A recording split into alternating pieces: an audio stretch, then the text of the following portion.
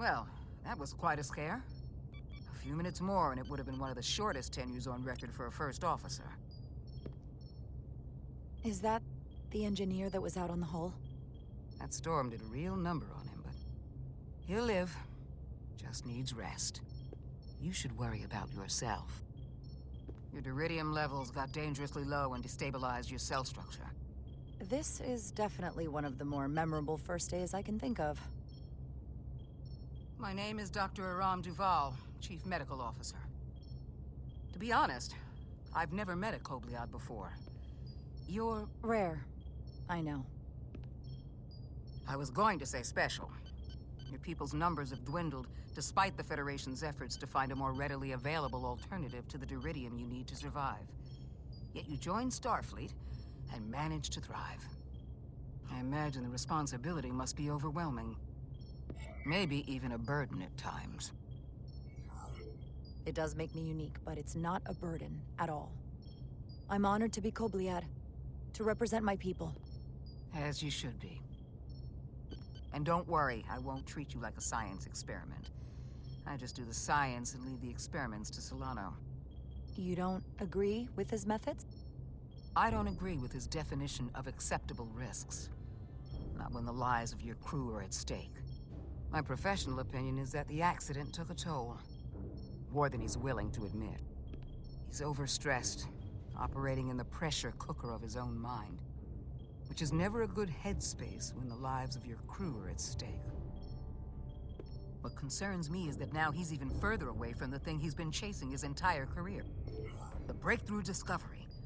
The major innovation. Something he can put his name on. I hear you. But that's my job, isn't it? To make sure that doesn't happen. And we don't lose sight of the bigger picture. Which is exactly why I'm so glad you're here. We need you now more than ever. And I have to give you credit for what happened on the bridge. It took guts to defy a direct order. Huh. I guess word travels fast around here. It's a small ship, and everyone's curious about the new XO. Fortunately, your cell structure's almost completely stabilized. And I'll spare us both the lecture, but I do feel it's my responsibility to remind you, without regular infusions of duridium, you will not live. It's as simple as that. Understood. Then, my work here is done.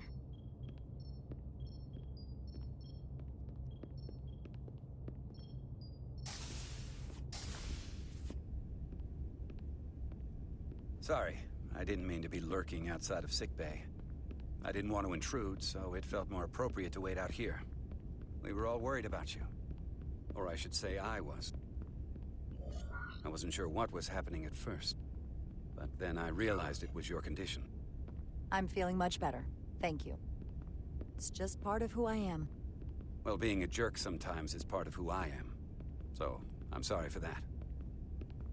You trusted my intuition earlier, with the deflector pulse. I felt I should thank you for that. Well, thank you for coming.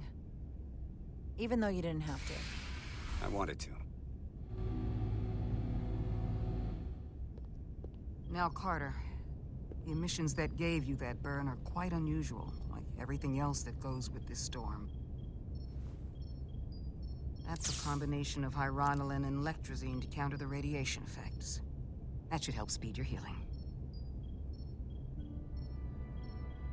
She's come by a couple of times to see you already. Be brief. It's good to see you awake again. I was starting to get worried. Not that you aren't in good hands with Dr. Duval. You did take one hell of a shot, though. So, be honest. How bad do I look? You look... rugged. Rugged? Okay, how about heroic? Millie was looking in on you too, by the way. But since it's just us right now, I had a chance to think about this while I was away. And I thought it was important that I just come out and tell you. Instead of tiptoeing around it. Now, this is just a guess, but you like me. Is that what this is? How'd you know? Must have been pretty obvious. Which is funny because kinda came out of nowhere for me, at first. Well, you know, I was hoping. I guess that makes this a little easier to say. We've been really good friends for a long time. I want to see if there's more between us than just being friends. You don't have to explain it. I feel the same way. There is something between us. So, do you want to find out what that something is? If it's there for you, and it's there for me, why not give it a try? Are you kidding me? I just said yes. I wanted to be sure I heard that right. Sorry to interrupt, but the patient needs to rest if he wants to get back to his old self. Of course. I'll see you again soon.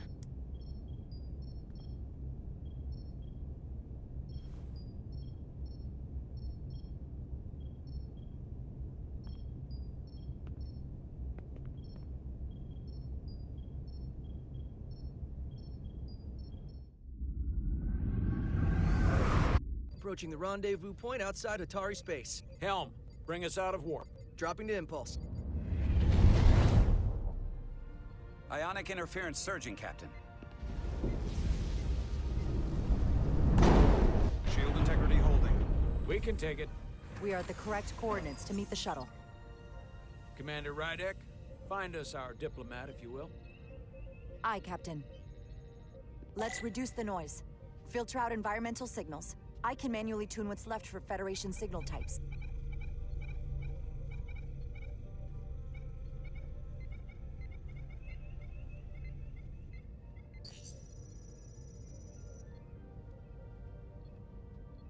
I've located the shuttle. Opening comms. On screen. Shuttle to Resolute. Shuttle to Resolute. Debris field. Lost maneuvering. Losing. I can't get it any clearer. We won't get a transporter lock. It's just not happening. Power up the tractor beam. We'll pull them directly into the docking bay.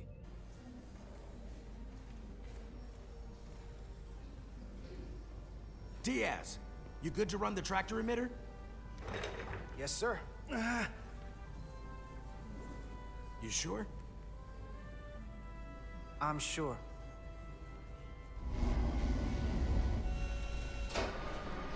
Come on, Diaz.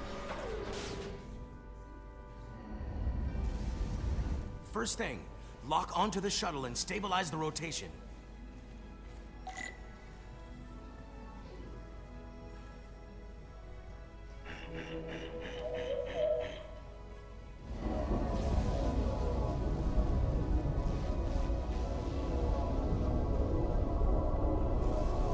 We're pulling in debris. I'm on it.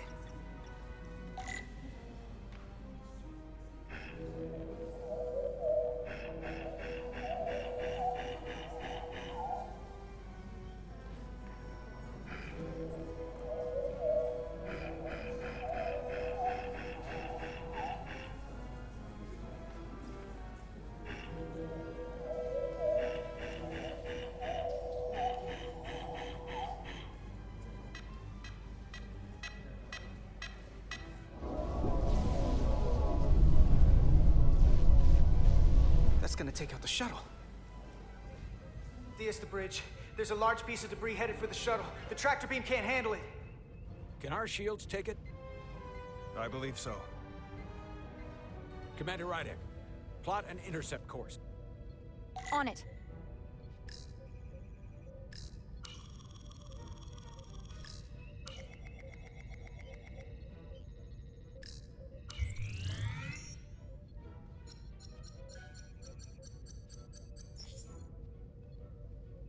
Here we go. Maneuvering thrusters bearing 53 Mark 17, 200 meters on an intercept course. Maneuvering.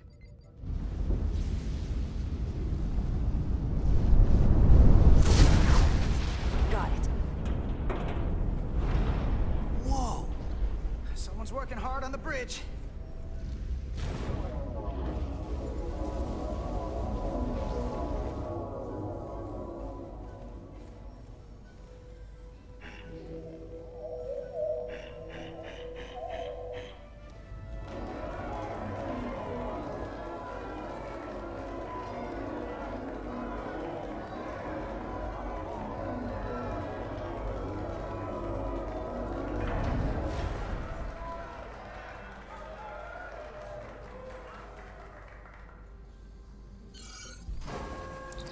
shuttlecraft on board.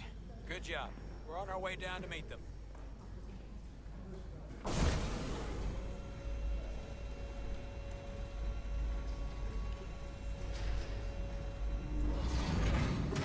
Terra firma, so to speak. Ambassador Spock.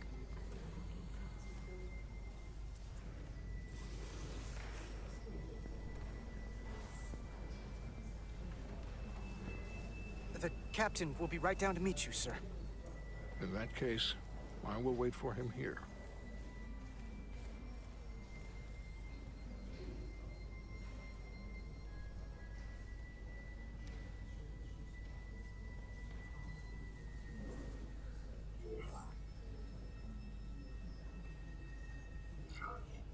Apologies for the landing, Ambassador.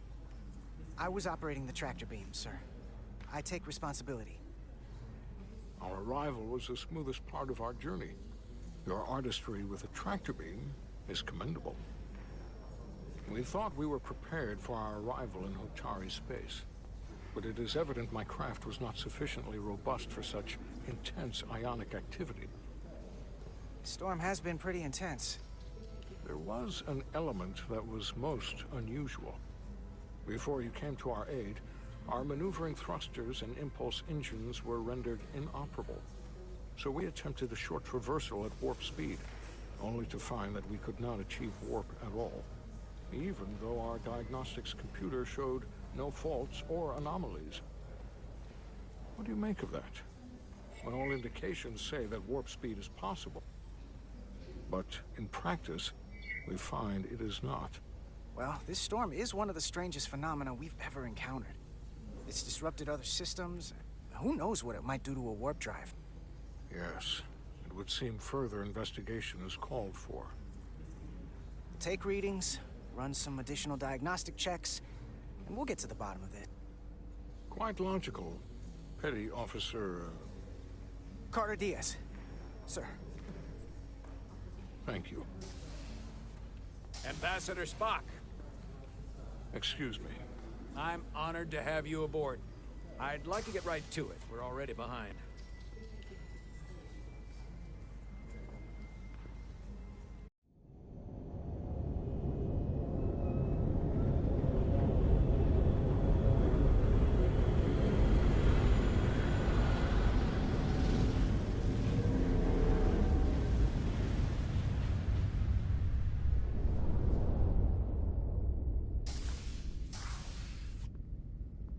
Ambassador Spock, my senior staff.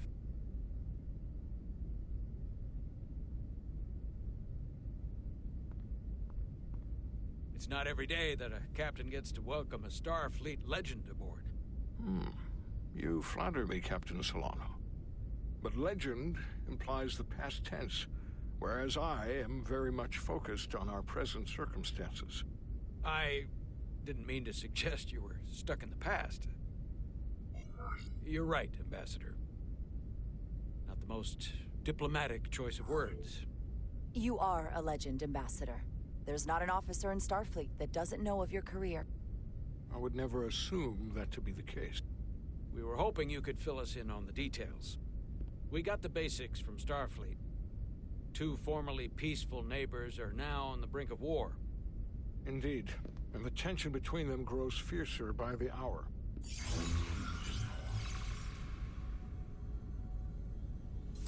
Lydia and Hotari.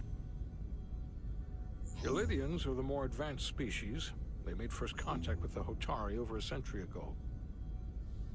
This is Tau, the Hotari moon. It is rich in dilithium, and for decades, the Hotari and the Illydians have shared a mining operation there. The Illydians provide the technological resources, while the Hotari have served as the labor force. The stability of that arrangement was the source of their peace, until recently. The Hotari have suddenly and forcefully seized control of the mining operations and expelled the Illydians from their system.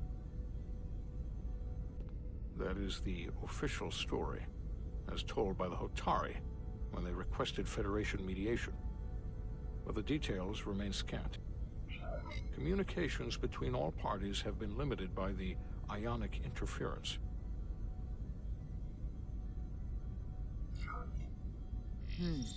Have the Illidians retaliated against the Hotari? Or taken any action against them? Surprisingly, they have not yet responded in kind. They were open to a Federation presence. But it is unlikely the relatively primitive Hotari forces would stand a chance against the Illidian fleet in open war. Left unchecked, this conflict will result in more bloodshed, which is what we are here to prevent. And the dilithium trade hangs in the balance. Clearly the Hotari have been exploited in this relationship. Maybe we can persuade them peace is the more profitable alternative for everyone. They both profited from the mines. And for the Hotari, something is better than nothing. Peace is our objective, after all. We can call it profitable or mutually beneficial, but at the end of the day, the Hotari are still being exploited for their own resources. True peace is not merely the absence of war. And as such, this conflict will surely come again. Neither the Illidians or the Hotari are members of the Federation, so we can't make them do anything. There is an additional complicating factor I should mention. In the past, the Federation has relied on the Illidians as a source of dilithium. That certainly changes things. Federation sources its dilithium from a lot of places. Yeah, and this is one of them. That means the Hotari have no reason to trust us. I wouldn't go that far, Commander. We are completely neutral in this matter, on neither one side nor the other. Any suggestion otherwise would compromise our position. Given the Federation's involvement in the Illidium dilithium trade, Captain Solano and I must make every effort to appear neutral in these negotiations. What worries me is if this whole thing unravels, and we're at the mercy of the storm at less than full strength. We can't let it come to that. Considering what the Ion Storm has done to our ship, and the Ambassador's shuttle, we have to assume the Illidian fleet has had problems with it as well. This recent surge in the energy disturbance temporarily levels the playing field. Commander Westbrook is correct. The energy anomalies around the Hotari systems have been noted in the past. If it's keeping the two sides talking instead of shooting at each other, that actually helps us negotiate a peace. And we'll take advantage of that as long as it works in our favor. And when it doesn't? All the more reason to learn as much about it as we can while we are here. We do not want to be caught unprepared, should the energy anomaly continue to fluctuate. So I trust we understand our circumstances. We're operating on a strict timetable here, and we're going to be leaving for the negotiations shortly. Commander Westbrook, I want you to leverage our systems to investigate the anomaly from here while we're gone. Aye, Captain. Thank you all. Dismissed. I want to speak to both of you privately.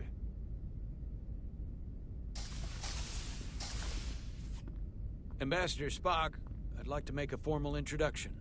My first officer, Commander Jara Rydek. Commander, as you are aware, there are limits to what Captain Solano and I can do in our official capacity as representatives of the Federation. But someone in an unofficial capacity,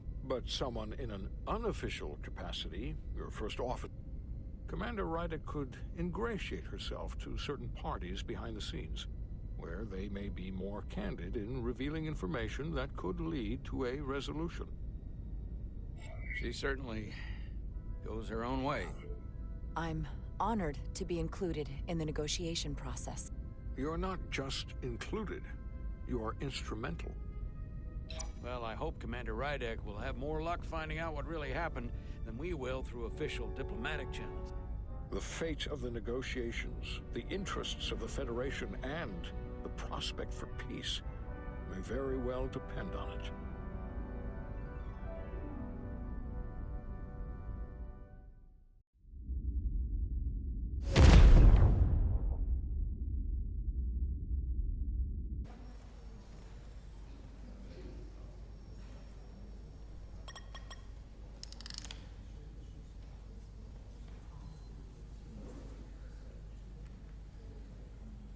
Mr. Diaz, I understand you have already discussed the warp drive failure with Ambassador Spock?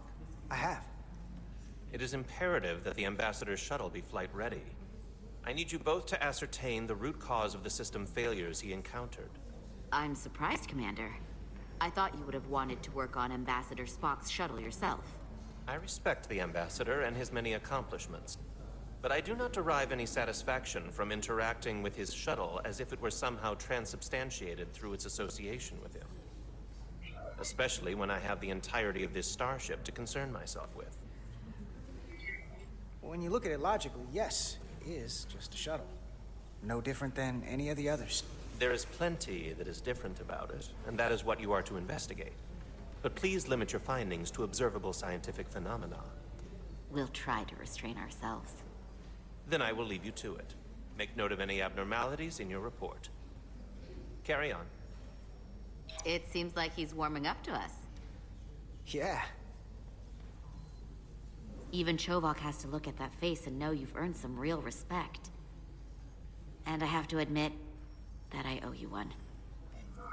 You were right to make me go first. I don't know what I was thinking. You've pulled me out of trouble how many times? Call it even. Okay. At the very least, maybe I can track down that bottle of Saurian brandy you're still on the hook for. But first, we have work to do.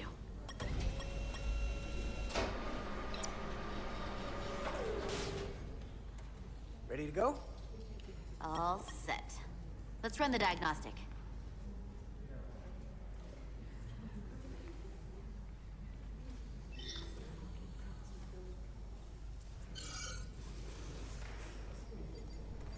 So...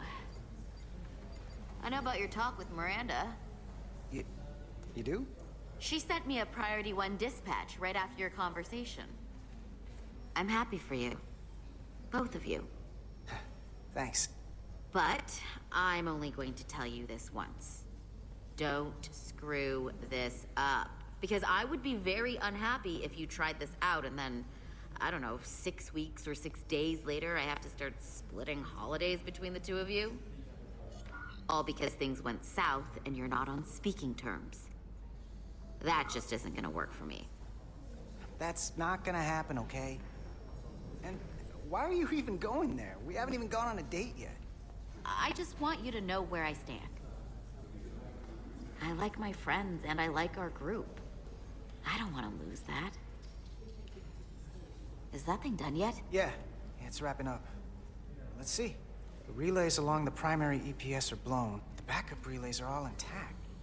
An EPS overload from the warp drive could cause that. But how did the shuttle end up dead in the water?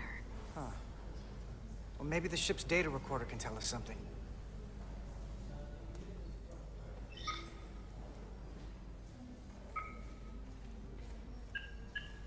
Here.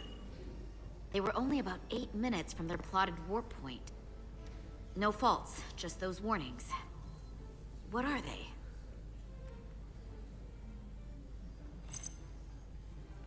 The warp field became inverted suddenly. I've seen this happen when the center warp coil cracks. A cracked warp coil throws a fault code. Still, we should take a look.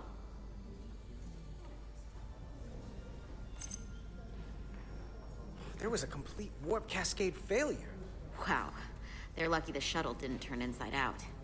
Makes me think the computer panicked on the warp field equation.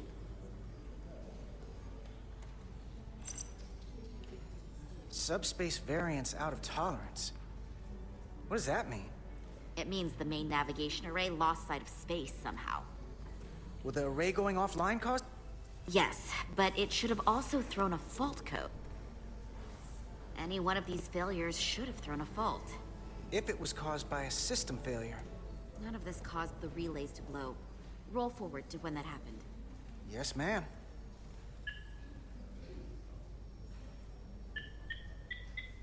So here, they take a moment to get their bearings and they attempt to re-engage the warp drive. There. That's the relays blowing. And look, there's another warp system alert. They're all the same. Subspace variance out of tolerance, or warp inversions. Finally, there's a complete warp cascade failure. Then it's one of two things. Either a warp coil is cracked, or the navigation array is offline. That makes sense. Divide and conquer. You want to check the warp coils or the navigation array? I'll check the other. Let's not overcomplicate this. One of these systems is likely broken. I'll check the nacelles for a cracked coil.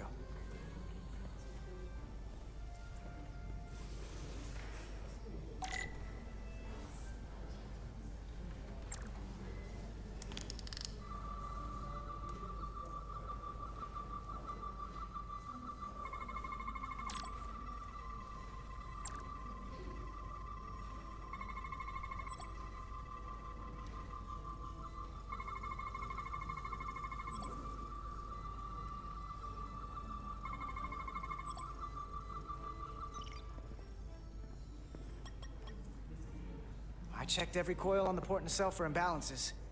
If any coil in either engine were cracked, I would have detected it. So, it must be the navigation array. Except it's not. Checked and double-checked. Well, the readings don't lie.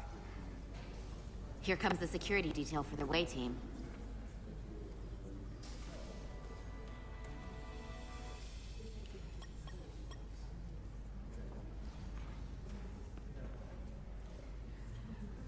Hey. I'm not here. We're escorting the negotiating team to the surface as soon as they come down from the bridge. I don't want to interrupt some important work. I was just hoping to see you before I go. The captain and the others will be here any minute now. Should be an interesting ride down to the surface. Come on, I'm never too busy to make time for you. That's not true. No. But I am glad you came by. No, that's more accurate. I gotta be precise with you, huh? Hey, Maris. Aren't these those button pushers you're always hanging out with? And you're the phaser jockeys we always beat in Parisi squares, right? All aboard for Hotari! That another one of the captain's railroad things? Gotta be. I just usually zone out by the time he gets to the whole, steam engines were the warp drives of their day part. Catch y'all later. You don't want to miss your train. I do have to go.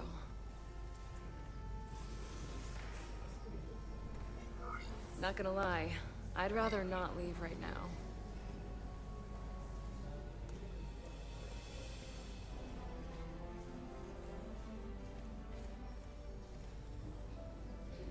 That was nice. Yeah, it was. Save some of that for when I get back. You've got a deal.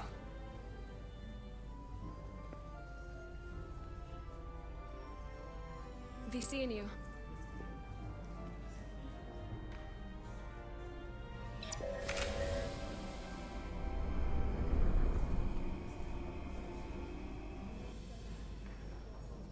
Etzelar de Diaz. If you could float back down to reality, we still have a ways to go. All right, where were we? So, the warp coils in the navigation array are fine, but the nav computer doesn't seem to think so. I'm out of ideas short of field stripping this shuttle from bow to stern. You wanna take this out of the shuttle and throw it on the bench? Oh, real hands-on maintenance. I like it. Okay, the nav computer is patched into the ship.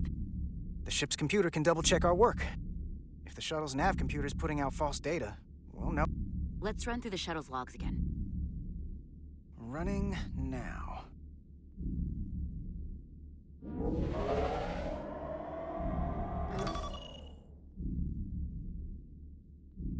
Same. Warp field inversion and a cascade failure. However, the Resolute computer doesn't show the same subspace variance. We're in the same conditions that the shuttle was in when it failed. Why wouldn't the ship's computer get a matching result? What if the subspace variance was a momentary occurrence? That's a possibility, and it would explain why the simulation under our current sensor readings failed to reproduce the issue. But a subspace anomaly strong enough to cause a warp field collapse would leave graviton ripples for days.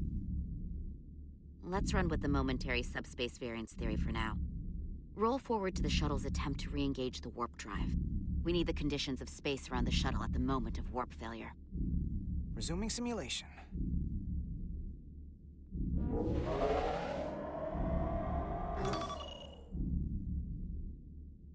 Error in warp field calculation.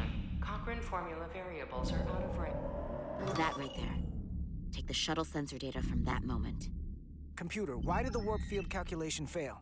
Warp field pressure returned non-orthogonal. Results are undefined. That doesn't help.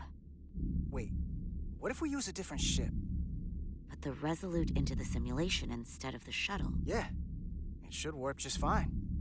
Unless... Computer, run the simulation with the Resolute. Resolute simulated.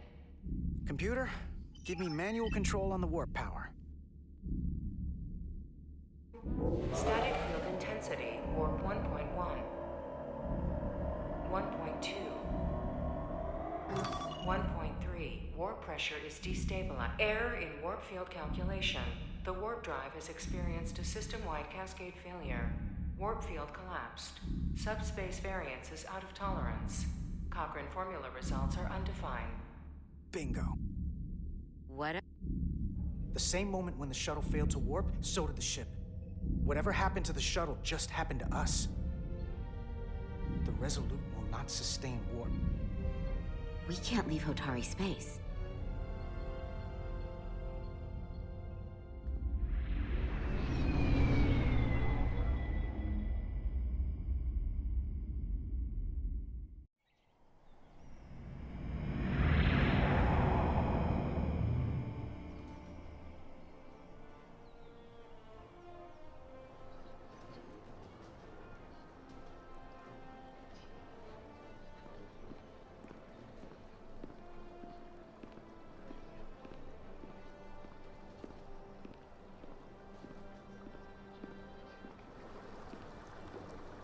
Ambassador Spock, Captain Solano, welcome to Hotari. We are honored you have come. My name is Tylos Altaris, Minister of Diplomatic Affairs. The honor is ours, and this is Commander Jara Rydick, first officer aboard the USS Resolute. You'll find she has a keen mind, and unique insight into the dynamics between the Hotari and the Illydians. It's very nice to meet you. Likewise. I hope... These must be the representatives of the mighty Federation. The reigning authority in the galaxy. Or so we've been led to believe. Whether that's true or not remains to be seen. But, either way, we're grateful you've made the time to come to our little corner of the universe. And you are? This is Galvin, and this is Sidron, the heroes of the revolt in the mines.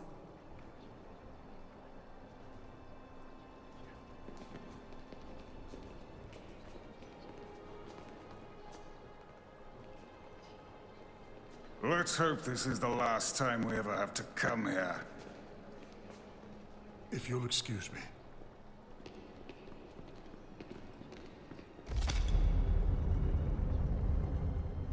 I think we're about to begin. Did you hear the arrogance from that guy? I don't know what we're walking into here. That guy was something. That may be true. But let's keep an open mind going into the negotiations. Hopefully he's just one voice amongst many. Then let's hope he's the outlier. The Hotari have invited us as their guests, so we must show them the proper respect.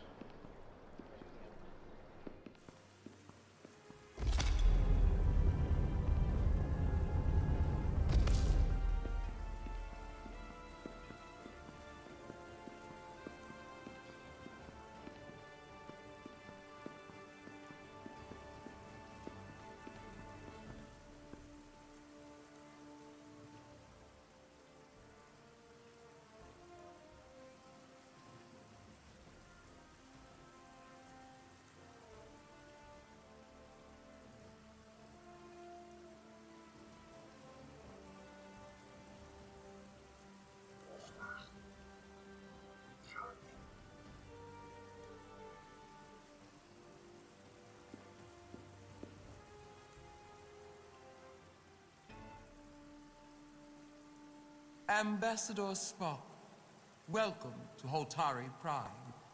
The honor is mine, Your Majesty. That the Federation would send one of their most respected representatives is not only an honor to the Hotari people and their queen, but a recognition of our stature and importance. Let's get on with it, shall we? With all due respect to the Federation and their ambassador, they have no authority here. We are not members of their alliance. We are not subject to their rule, nor yours. We demand the immediate return of all mining operations to Elydian control, as it has been for centuries and will be for centuries more.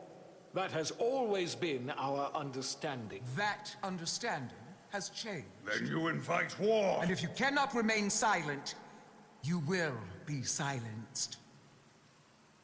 But his point is well taken.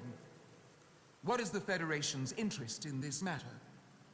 Perhaps you would have us trade one oppressor for another? The Federation remains neutral. Our only interest is the peaceful resolution of this conflict. We are here at your request, Your Majesty. For now. I'm trying to keep an open mind here, but it's not easy. I thought they wanted us here. Was there something you wanted to say, Captain? Oh, no. My apologies. And what about the Kobliad? She's not part She of... can speak for herself, can't she? Then let her.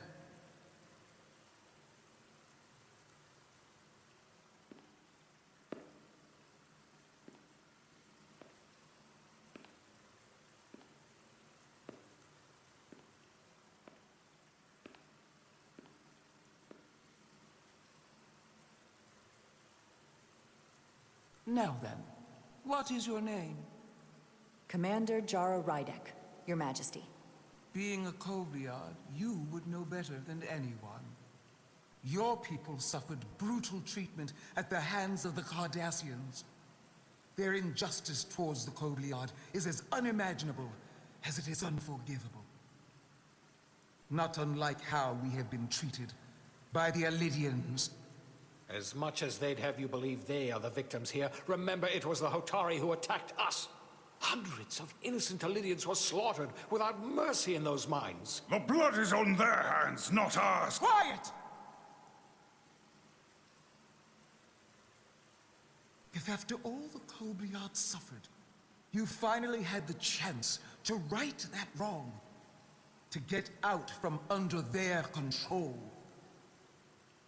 would you take it? Or would you negotiate a peace?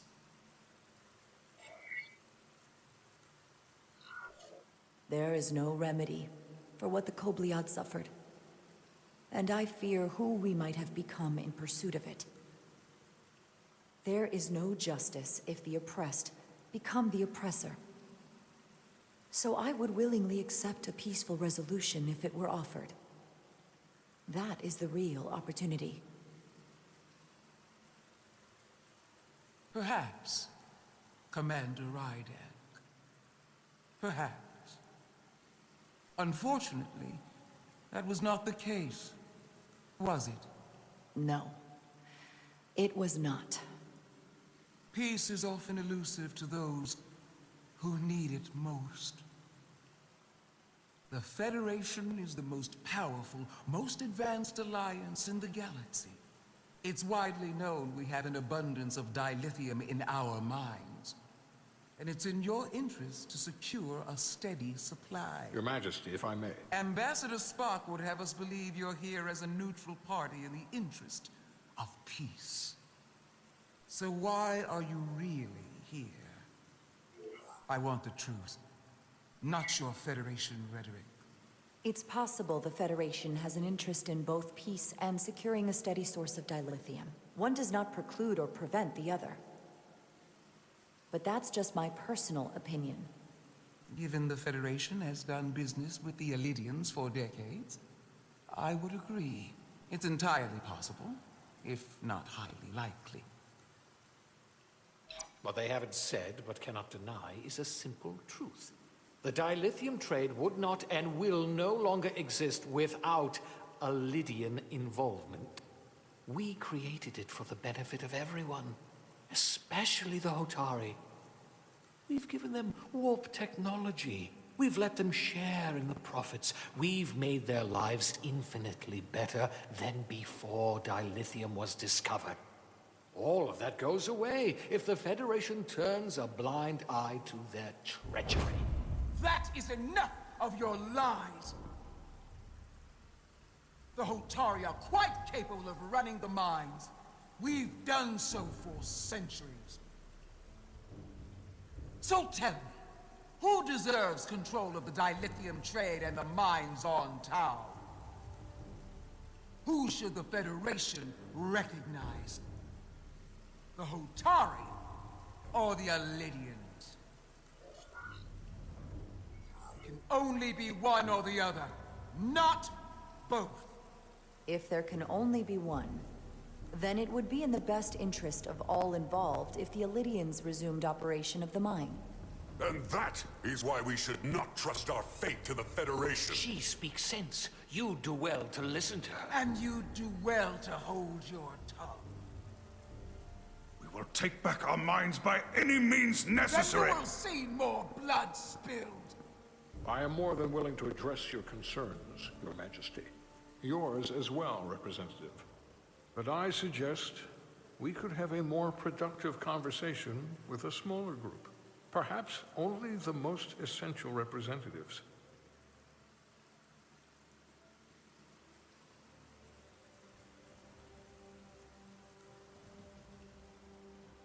I would agree, Ambassador Spock.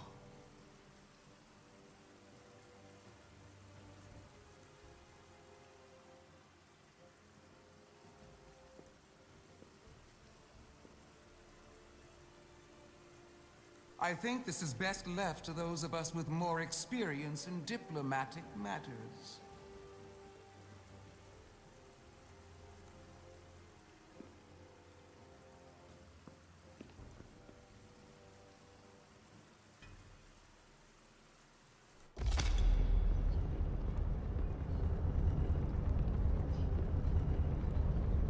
Spock and I will cover everything on the diplomatic front. You make nice with the locals and see if you can get some answers. We need to find out why the Hotari are so willing to risk war. What happened in those mines?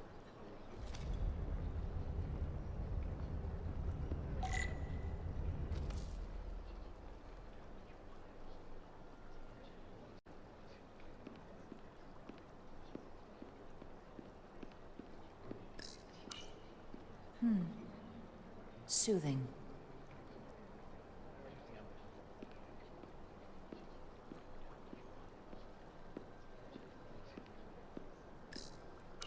Such rough terrain.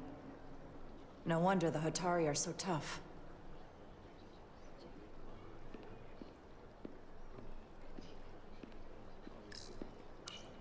Commander, after hearing so much about the Federation's sense of fairness and justice, I was surprised that you sided with the Elidians. In all honesty, I expected more, especially from someone like you. Even though the Elidians should retain control, the Hotari have an equal claim and should share in the profits, as partners. I'm afraid it's too late for that. I assume you were there the day the mines were seized from the Elidians. Not seized. Reclaimed. And restored to their rightful owners. Yes, I was there. We had to be decisive, before the Elidians could even realize their worst nightmare was upon them. Were the Hotari miners armed during the revolt? I'm just trying to understand how it happened. If by that you mean armed with centuries of abuse and exploitation at the hands of the Elidians, then yes. Which doesn't really answer my question. We had them vastly overwhelmed from the start. They respect one thing above all else, and that is force. The greater the force, the more certain the outcome. Any talk of making peace is just that, and worth little without the strength to secure it. Which makes me wonder about your ship, the Resolute. Undoubtedly the Federation's finest warship. ready to contend with anything the Illyrians might have in store. Or is that not true? Maybe I've misjudged it. I wouldn't say state-of-the-art, but the Resolute is plenty capable and can hold its own against just about anything. Let's hope so. Because at the moment, it's the only thing preventing them from wiping us off the map.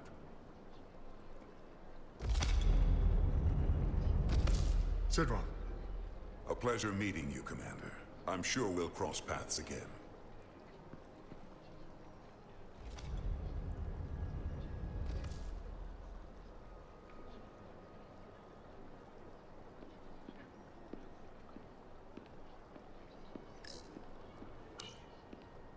I have to say, I fully expected you to side with the Hotari. But obviously the Federation wants a steady supply of dilithium. Something only we can offer. Without Illyrian involvement, there is no dilithium trade. Left to the Hotari, it would be nothing short of a disaster. Restoring the status quo and returning the mines to Illyrian control offers a stability that can be mutually beneficial. Well said. In that case, everyone wins and there's no need for bloodshed. Major Solid Arminta, Special Attaché, Illyrian Armed Forces. Pleasure to meet you, Commander. I have my issues with the Hotari, but I have to give them some credit. They know how to seize an opportunity. Inciting an uprising the same day as a massive, once-in-a-lifetime ion storm. Our assumption was that this storm was just an anomaly. Yes, a very convenient anomaly. At least that was what we were told. Of course, I wasn't there. But who am I to say otherwise? Something tells me there's more to the story. So what really happened? Well, the official story is that it was the storm that enabled the revolt. How else do a bunch of unarmed, unorganized miners seize control of an entire moon, much less thousands of mines? But I've talked to people who were there. They tell a different story. They say they're lucky to have escaped with their lives. That it was more than just the storm. That somehow the miners were able to harness the energy from the storm. I know it sounds crazy. I'm not even sure I believe it myself. But that's what they said. You just answered your own question. How do a group of miners do something that in theory can't be done? That's how. Harnessing the storm. But even if it's true, how does that even happen? You tell me.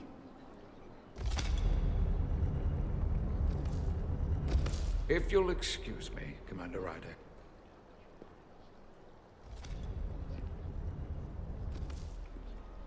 Commander, if I could have a quick word with you.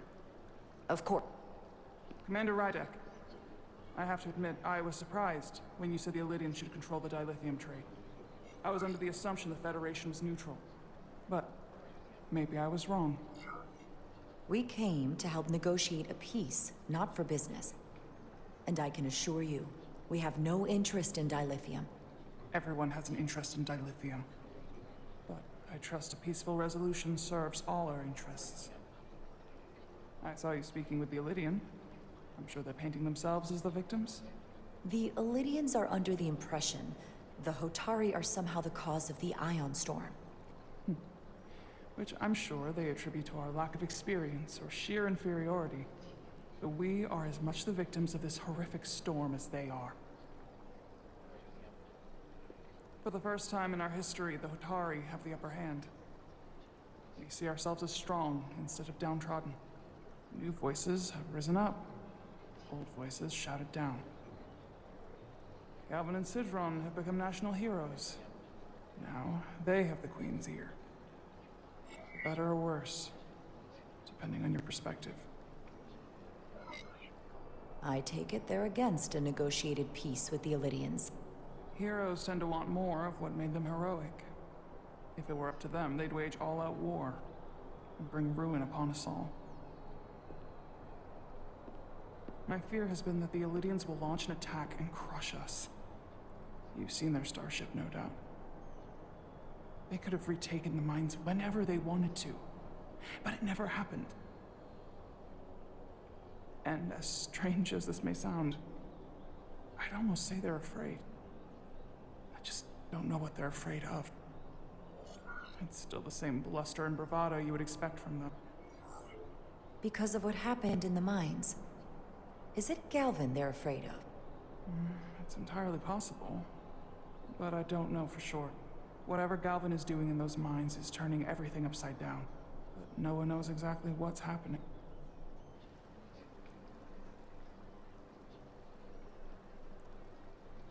Since the day of the revolt, Galvin has seized control of the mines and restricted all access. No one's allowed without his personal authorization. And they've taken over a section of the palace with just as much secrecy and security. I'm told it could be something they brought back from the mines.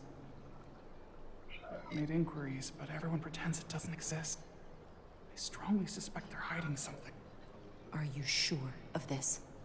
It's been the talk of the palace since the day of the revolt. How can we know?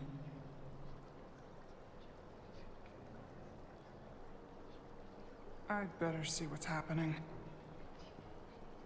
Do you think you can find out what they're hiding? I need to see proof of something before I can make my case to the Federation. I can try, but even if I found it, I might not know what to make of it. Take this. You can use it to capture whatever you find, and then send it to me.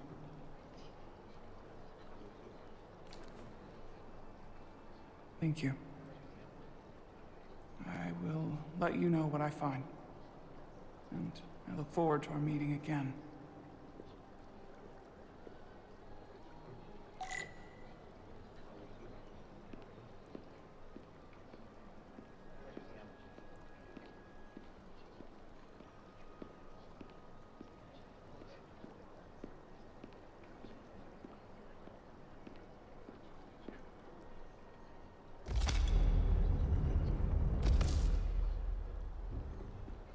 Well, that was a disaster. What happened? The Hotari refused to concede anything, so the Illidians stormed out. The Hotari did not invite us here as peacekeepers. I hope your efforts were more fruitful than ours.